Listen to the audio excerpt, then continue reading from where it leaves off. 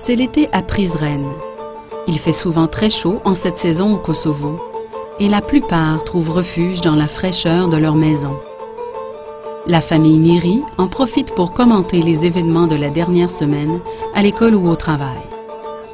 Leur père Jemil leur rappelle de ne pas oublier de déposer leur offrande de la semaine dans la tirelire.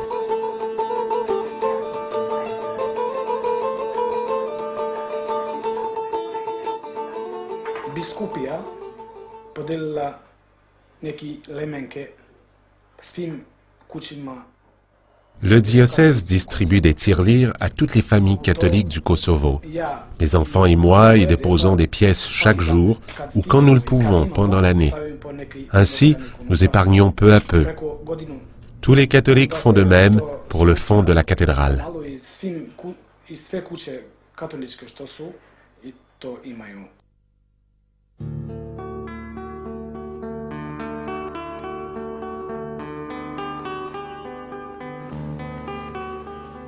D'un point de vue culturel, religieux ou politique, la cathédrale est l'une des constructions les plus importantes de Pristina, capitale du Kosovo. Même enveloppée d'échafaudages, on distingue déjà l'un des édifices dominants de la capitale du plus jeune État d'Europe.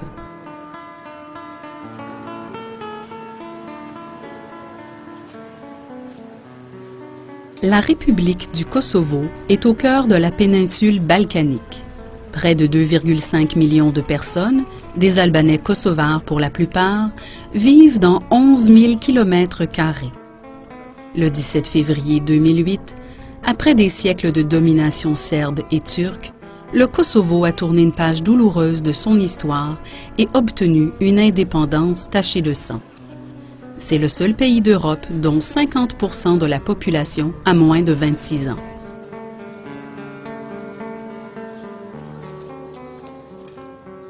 Bien que les catholiques soient en minorité dans ce pays à prédominance musulmane, ils jouissent d'un respect et d'un pouvoir réel. Les musulmans albanais pensent que les catholiques et leurs prêtres protègent l'identité et l'histoire albanaise. En approuvant la construction de la cathédrale Mère Teresa à Pristina, le pouvoir politique a donné une reconnaissance importante à l'Église catholique du Kosovo. Selon Jakub Krasniqi, président du Parlement kosovar, ce soutien s'explique ainsi.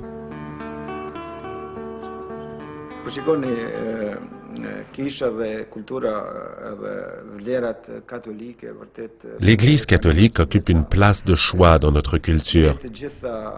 Nos plus anciens écrits en albanais proviennent de l'Église catholique, comme le formulaire baptismal et les saintes écritures par John Buzuku.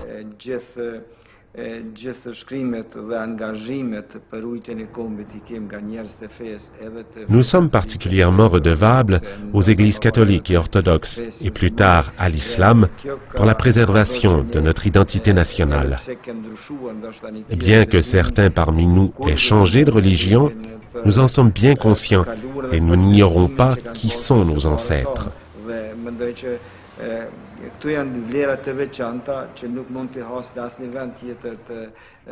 Je crois que nos valeurs kosovares ne se retrouvent nulle part ailleurs sur Terre.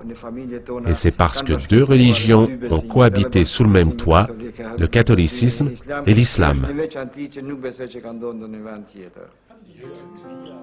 La construction de la cathédrale pour les fidèles et les prêtres du Kosovo est peut-être le projet le plus important de l'histoire récente. Il est géré par un conseil créé à cette fin, présidé par Monseigneur Dod Gergi. Ce projet n'est pas nouveau. Le rêve a pris forme il y a quelques décennies lorsqu'il a été approuvé par le président kosovar Ibrahim Rugova et l'évêque du temps, Monseigneur Mark Sopi. Il revient maintenant à Monseigneur Dod Gergi de terminer l'entreprise. C'est une idée qui mûrit dans le cœur des fidèles depuis un moment. Les nouveaux mouvements nés dans l'Église dans les années 90 ont également joué un rôle. C'est une idée qui vient de plusieurs sources différentes. L'Église se doit d'être présente dans la capitale et sous la forme d'une cathédrale. L'intention de l'Église catholique dans le projet de cathédrale est celle d'une Église de réconciliation, d'une Église qui unit, comme Mère Teresa, à qui la future Église est dédiée. De tous ceux qui vénèrent la bienheureuse Mère Teresa, peu savent qu'elle est une Albanaise kosovare et que c'est l'éducation religieuse reçue dans sa famille qui est à l'origine de sa grande foi et de sa grande humanité. Le projet de construction de la cathédrale a également reçu l'aval de l'œuvre de charité Aide à l'Église en détresse. Son don important a déclenché la réalisation du rêve des catholiques kosovars qui avait pris forme au cours des siècles.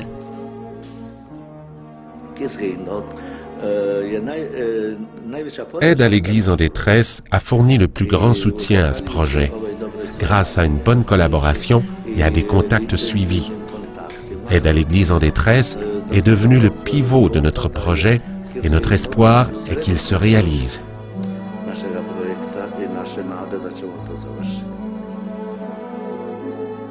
L'aide de cet organisme a permis de renouveler et de renforcer une amitié qui date de 1961 entre l'organisme et l'Église catholique kosovare.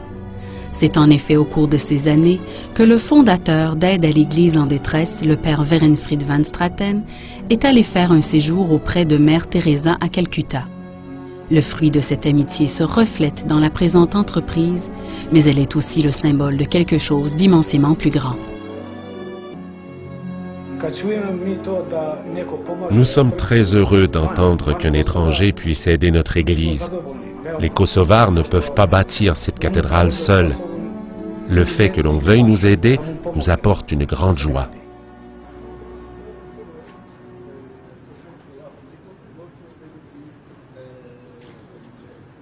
La construction de cette cathédrale ne peut se réaliser uniquement avec des dons d'organismes comme Aide à l'Église en détresse. D'autres fonds proviennent des catholiques albanais de par le monde.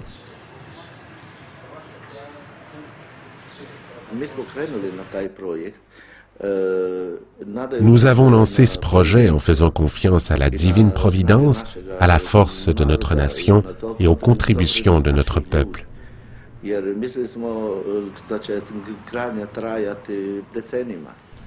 Nous pensions que la construction durerait des décennies. Grâce à la bonne collaboration, à nos bienfaiteurs et à nos compatriotes émigrés, nous avons recueilli en 2 ans les sommes nécessaires pour démarrer la construction.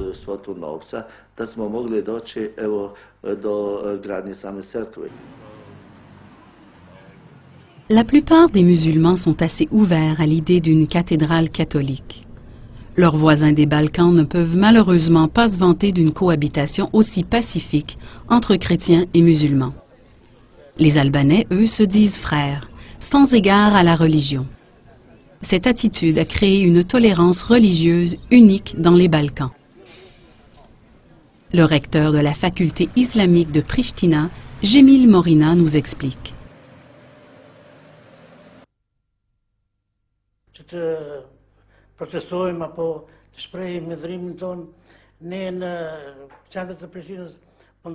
Nous, musulmans, n'avons aucun motif de nous opposer à la construction d'une cathédrale au centre de Pristina. Elle ne nuit pas à la ville, mais l'enrichit. C'est un temple de la chrétienté, notre culture d'origine, et pour cette raison, nous l'acceptons. Le temps dira quel chemin les Albanais voudront suivre.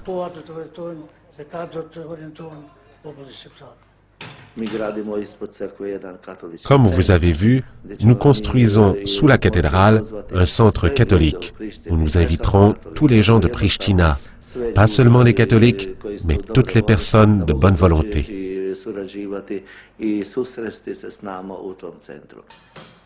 L'ouverture des portes de la nouvelle cathédrale jettera une lumière nouvelle sur les chapitres de l'histoire, pas seulement pour les catholiques kosovars, mais pour tous les Albanais sans égard à la tradition religieuse.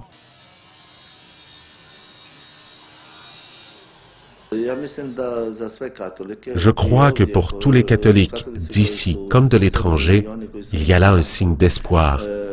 Bien que nous soyons peu nombreux et dispersés de par le monde, un symbole de communauté est en train d'être créé.